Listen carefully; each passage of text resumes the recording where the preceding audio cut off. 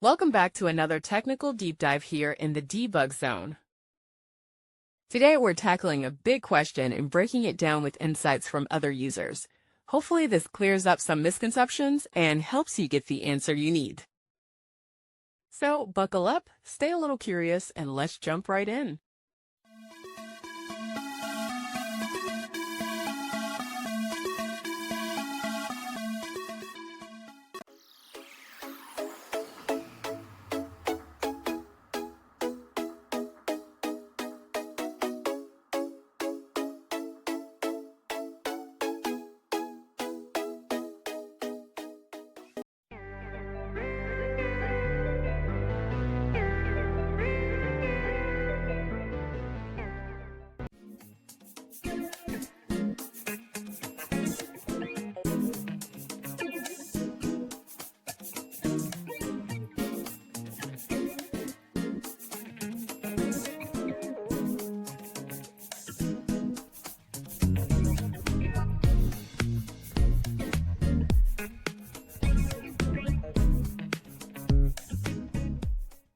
And that's a wrap.